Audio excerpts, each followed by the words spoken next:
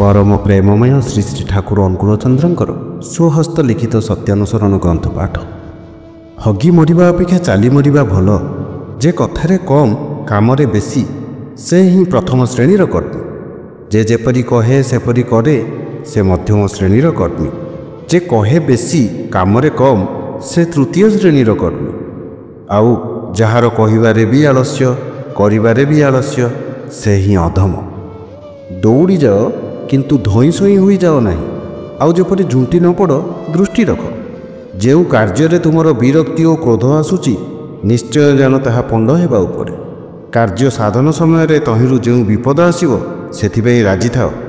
विरक्त बा अधीर हो नहीं। सफलता तुमर दासी हेबो। चेष्टा कर, दुख कर नहीं, कातर हो नहीं, सफलता आसीबो ही। कार्यकुशलर चिन्ह दुखर प्रलाप नुहे। उत्तेजित मस्तिष्क और वृथा आडंबरयुक्त चिंता दुईटी ही असिद्धिर लक्षण। विपद को फांकी देई और परास्त करी सफलता लक्ष्मी लाभ कर। विपद जेपरी तुमको सफलतारू वंचित न करे। सुख किंबा दुख जदि तुमर गति रोध न करे तेबे तुम निश्चय गंतव्य पहुँचु, संदेह नहीं। धनी हो क्षति नहीं, किंतु दीन एवं दाता हो। धनवान जदि अहंकारी हुए से दुर्दशारे अवनत हुए। दीनताहीन अहंकारी धनी प्राय अविश्वासी हुए आ तार हृदय स्वर्गर द्वार खोले नहीं। अहंकारी धनी मलिनतार दास, तेणु ज्ञान को उपेक्षा करे। क्षमा कर किंतु क्षति कर नहीं। प्रेम कर किंतु आसक्त हुओ नहीं। खूब भल पाओ किंतु दिह घसा हुओ नहीं। बकबक हेबा पूर्णत्वर चिन्ह नुहे। जदि निजे संतुष्ट बा निर्भावना होइथाओ तेबे अन्य पई चेष्टा कर।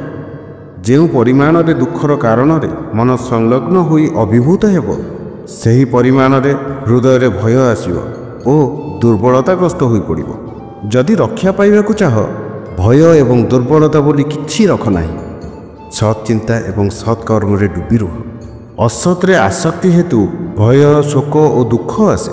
असत परिहार कर, सत् रे आस्थावान हो, त्राण पाइबो। सत् चिंता रे निमज्जित था। सत्कर्म तुमर सहाय हेबो एवं तुमर चतुर्दिग सत् होई सबु समय तुमको रक्षा करिबो ही करिबो। धर्म को जानिबा माने ही विषयर मूल कारण को जानिबा, आ सेही जानिबा ही ज्ञान। एही मूल आड़ू को अनुरक्ति ही भक्ति, आ भक्तिर तारतम्य अनुसार ही ज्ञानर मध्य तारतम्य हुए। जेतिकी अनुरक्ति रे जेतिकी जना जाए भक्ति आ ज्ञान मध्य सेतिकी हुए। तुमे विषय रे जेतिकी आसक्त हुओ विषय संबंध में तुम ज्ञान मध्य सेतिकी हुए। जीवनर उद्देश्य अभाव को एकदम तड़ीदेवा आ ताहा केवल कारण को जानिले ही हो पारे। अभाव रे परिशांत मन ही धर्म बा ब्रह्म जिज्ञासा करे, नतुबा करे ना। केउथिरे अभाव जाए आ ताहा किपरि एही चिंतार ही परिशेष रे ब्रह्म जिज्ञासा आसे। जहा उपरे विषयर अस्तित्व ताहा ही धर्म। जे पर्यंत ताहा जना जाई नहीं से पर्यंत विषय को ठीक ठीक जना हुई नहीं। जो भाव विरुद्ध भाव द्वारा आहत बा अभिभूत हुए ना ताहा ही विश्वास। विश्वास नथिले दर्शन हेब किपरि।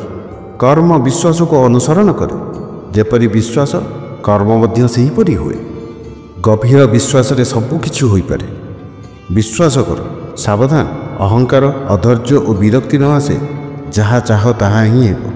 विश्वास ही विस्तार और चैतन्य आनी दी पारे।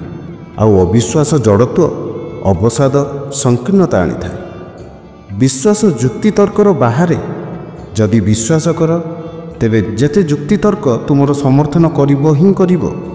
तुमे जेपरि भावरे विश्वास करिबो जुक्ति तर्क तुमको सेही परि समर्थन करिबो। भावरे ही विश्वासर प्रतिष्ठा। जुक्ति तर्क विश्वास को आनी दी पारे नहीं। भाव जेते पतला विश्वास सेते पतला, निष्ठा सेते कम। विश्वास बुद्धिर गंडीर बाहरे। विश्वास अनुजाई बुद्धि हुए। बुद्धि रे हाँ नहीं अच्छी, संशय अच्छी। विश्वास रे हाँ नहीं नहीं, संशय नहीं। जहार विश्वास जेते कम से सेते अनडेभलप्ड, तार बुद्धि सेते कम तीक्ष्ण। तुम्हें पंडित होई पार, किंतु जदि अविश्वासी हुए तेबे तुमे कलगाउना रेकर्ड किंबा भाषावाही बलद परी निश्चय। जहार पक्का विश्वास नहीं ताहार अनुभूति नहीं। आउ जहार अनुभूति नहीं से पुणी पंडित किपरि। जहार अनुभूति जेतिकी तार दर्शन ज्ञान सेतिकी। ଆଉ ଜ୍ଞାନରେ ହିଁ ବିଶ୍ୱାସର ଦୃଢ଼ତା। ଯଦି ବିଶ୍ୱାସ ନ କର ତୁମର ଦେଖା ମଧ୍ୟ ହୁଏ ନାହିଁ, ଅନୁଭବ କରିବା ମଧ୍ୟ ହୁଏ ନାହିଁ। ପୁଣି ଏହି ଦେଖା ଓ ଅନୁଭବ କରିବା ବିଶ୍ୱାସକୁ ପକ୍କା କରିଦିଏ। ଯେପରି ଆଦର୍ଶରେ ତୁମେ ବିଶ୍ୱାସ ସ୍ଥାପନ କରିବ, ତୁମର ସ୍ୱଭାବ ମଧ୍ୟ ସେହି ଭାବରେ ଗଠିତ ହେବ ଆଉ ତୁମର ଦର୍ଶନ ମଧ୍ୟ ତଦ୍ରୂପ ହେବ। ବିଶ୍ୱାସୀକୁ ଅନୁସରଣ କର, ଭଲ ପାଅ, ତୁମର ମଧ୍ୟ ବିଶ୍ୱାସ ଆସିବ। ମୋର ବିଶ୍ୱାସ ନାହିଁ, ଏହି ଭାବର ଅନୁସରଣରେ ମଣିଷ ହୀନ ବିଶ୍ୱାସ ହୋଇପଡ଼େ। ବିଶ୍ୱାସ ନାହିଁ ଏଭଳି ମଣିଷ ନାହିଁ। ଯାହାର ବିଶ୍ୱାସ ଯେତେ ଗଭୀର, ଯେତେ ଉଚ୍ଚ, ତାର ମନ ସେତେ ଉଚ୍ଚ, ଜୀବନ ସେତେ ଗଭୀର। ଯେ ସତ୍ରେ ବିଶ୍ୱାସୀ ସେ ସତ୍ ହେବ ହିଁ, ଆଉ ଅସତ୍ରେ ବିଶ୍ୱାସୀ ଅସତ୍ ହୋଇପଡ଼େ। ବିଶ୍ୱାସ ବିରୁଦ୍ଧ ଭାବ ଦ୍ୱାରା ଆକ୍ରାନ୍ତ ହେଲେ ହିଁ ସନ୍ଦେହ ଆସେ। ବିଶ୍ୱାସ ସନ୍ଦେହ ଦ୍ୱାରା ଅଭିଭୂତ ହେଲେ ମନ ଯେତେବେଳେ ତାହା ସମର୍ଥନ କରେ ସେତେବେଳେ ହିଁ ଅବସାଦ ଆସେ।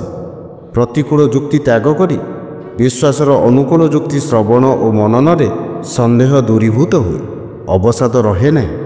ବିଶ୍ୱାସ ପାଚିଗଲେ କୌଣସି ବିରୁଦ୍ଧ ଭାବ ହିଁ ତାକୁ ଟଳାଇ ପାରେ ନାହିଁ।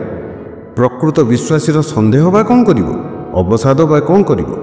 ସନ୍ଦେହକୁ ପ୍ରଶ୍ରୟ ଦେଲେ ସେ ଘୁଣ ପୋକ ପରି ମନକୁ ଆକ୍ରମଣ କରେ। ଶେଷରେ ଅବିଶ୍ୱାସ ରୂପକ ଜୀର୍ଣ୍ଣତାର ଚରମ ମଳିନ ଦଶାପ୍ରାପ୍ତ ହୁଏ। ସନ୍ଦେହର ନିରାକରଣ କରି ବିଶ୍ୱାସର ସ୍ଥାପନ କରିବା ହିଁ ଜ୍ଞାନ ପ୍ରାପ୍ତି। ତୁମେ ଯଦି ପକ୍କା ବିଶ୍ୱାସୀ ହୁଅ, ବିଶ୍ୱାସ ଅନୁଯାୟୀ ଭାବ ଛଡ଼ା ଜଗତରେ କୌଣସି ବିରୁଦ୍ଧ ଭାବ, କୌଣସି ମନ୍ତ୍ର, କୌଣସି ଶକ୍ତି ତୁମକୁ ଅଭିଭୂତ ବା ଯାଦୁ କରିପାରିବ ନାହିଁ। ନିଶ୍ଚୟ ଜାଣ, ତୁମ ମନରୁ ଯେଉଁ ପରିମାଣରେ ବିଶ୍ୱାସ ହଟିଯିବ, ଜଗତ ସେହି ପରିମାଣରେ ତୁମକୁ ସନ୍ଦେହ କରିବ ବା ଅବିଶ୍ୱାସ କରିବ ଏବଂ ଦୁର୍ଦ୍ଦଶା ମଧ୍ୟ ତୁମକୁ ସେହି ପରିମାଣରେ ଆକ୍ରମଣ କରିବ। ଏହା ନିଶ୍ଚୟ। ଅବିଶ୍ୱାସ କ୍ଷେତ୍ର ଦୁର୍ଦ୍ଦଶା ବା ଦୁର୍ଗତିର ରାଜତ୍ୱ, ବିଶ୍ୱାସ କ୍ଷେତ୍ର ଅତ୍ୟନ୍ତ ଉର୍ବର। ସାବଧାନ, ଅବିଶ୍ୱାସ ରୂପକ ଅନାବନା ଗଛରେ ସନ୍ଦେହ ରୂପକ ଅଙ୍କୁର ଉଠିବା ଦେଖିଲେ ହିଁ ତତ୍କ୍ଷଣାତ୍ ତାହା ଉତ୍ପାଟନ କର, ନତୁବା ଭକ୍ତି ରୂପକ ଅମୃତ ବୃକ୍ଷ ଗଜେଇ ପାରିବ ନାହିଁ। ଶ୍ରଦ୍ଧା ଓ ବିଶ୍ୱାସ ଦୁଇ ଭାଇ, ଗୋଟିଏ ଆସିଲେ ଅନ୍ୟଟି ବି ଆସେ। ସନ୍ଦେହର ନିରାକରଣ କର, ବିଶ୍ୱାସର ସିଂହାସନରେ ଭକ୍ତିକୁ ବସାଅ, ହୃଦୟରେ ଧର୍ମରାଜ୍ୟ ସଂସ୍ଥାପିତ ହେଉ। ସତ୍ରେ ନିରବଚ୍ଛିନ୍ନ ସଂଲଗ୍ନ ରହିବାର ଚେଷ୍ଟାକୁ ହିଁ ଭକ୍ତି କୁହନ୍ତି। ଭକ୍ତ ହିଁ ପ୍ରକୃତ ଜ୍ଞାନୀ। ଭକ୍ତିବିହୀନ ଜ୍ଞାନ ବାଚକ ଜ୍ଞାନ ମାତ୍ର। ତୁମେ ସୋହଂ ହିଁ କୁହ ଆଉ ବ୍ରହ୍ମାସ୍ମି ହିଁ କୁହ, କିନ୍ତୁ ଭକ୍ତି ଅବଲମ୍ବନ କର, ତେବେ ହିଁ ସେହି ଭାବ ତୁମକୁ ଅବଲମ୍ବନ କରିବ, ନତୁବା କେଉଁଥିରେ କିଛି ହେବ ନାହିଁ। ବିଶ୍ୱାସ ଯେପରି ଭକ୍ତି ସେହିପରି ଭାବରେ ଆସିବ ଏବଂ ଜ୍ଞାନ ମଧ୍ୟ ତଦନୁଯାୟୀ। ଆଗେ ନିରହଙ୍କାର ହେବାକୁ ଚେଷ୍ଟା କର, ପରେ ସୋହଂ କୁହ, ନଚେତ୍ ସୋହଂ ତୁମକୁ ଆହୁରି ଅଧପତନକୁ ନେଇଯାଇପାରେ।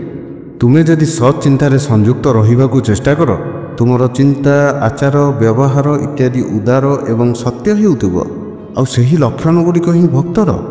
ସଂକୀର୍ଣ୍ଣତାର ନିକଟକୁ ଗଲେ ମନ ସଂକୀର୍ଣ୍ଣ ହୋଇପଡ଼େ ଏବଂ ବିସ୍ତୃତିର ନିକଟକୁ ଗଲେ ମନ ବିସ୍ତୃତି ଲାଭ କରେ। ସେହିପରି ଭକ୍ତ ନିକଟକୁ ଗଲେ ମନ ଉଦାର ହୁଏ, ଆଉ ଯେତେ ଉଦାରତା ସେତେ ହିଁ ଶାନ୍ତି।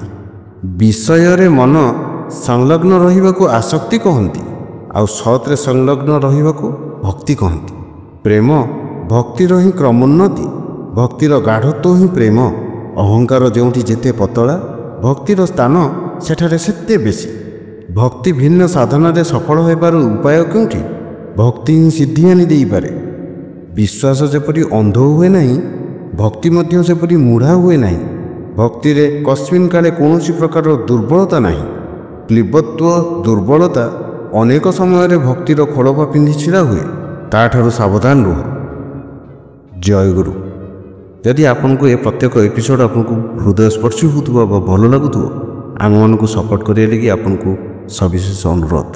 ଆପଣ ଆମର ଏହି ଚ୍ୟାନେଲ୍ ଓଡ଼ିଶା ଭଏସ୍ ପଡ଼କାଷ୍ଟକୁ ସବସ୍କ୍ରାଇବ୍ କରନ୍ତୁ, ଲାଇକ୍ କରନ୍ତୁ, କମେଣ୍ଟ କରନ୍ତୁ, ସୋ ଦ୍ୟାଟ୍ ଆପଣଙ୍କର ଏହି ଗୋଟେ ଛୋଟ କମେଣ୍ଟ ହିଁ ଆମକୁ ବହୁତ ଇନ୍ସପାଇରେସନ୍ ମିଳିବ ଆଗକୁ ବଢ଼ିବା ପାଇଁ। ଆଉ ଆମର ସତ୍ୟାନୁସରଣ କମ୍ୟୁନିଟି ଫେସବୁକ୍ର ଗ୍ରୁପ୍ ଗୋଟେ, ଯେଉଁଥିରେ କି ଆପଣ ଜଏନ୍ କରିପାରିବେ। କମେଣ୍ଟର ପିନ୍ କରିଦେଇଥିବି ଲିଙ୍କଟା ବି ଗ୍ରୁପ୍ର, ଆପଣ ସେ ଗ୍ରୁପ୍କୁ ଏଣ୍ଟ୍ରି କରିପାରିବେ। ଜୟଗୁରୁ। ସର୍ବେ ଭବନ୍ତୁ ସୁଖିନଃ, ସର୍ବେ ସନ୍ତୁ ନିରାମୟା, ସର୍ବେ ଭଦ୍ରାଣି ପଶ୍ୟନ୍ତୁ, ମା କଶ୍ଚିତ୍ ଦୁଃଖ ଭାଗ ଭବେ।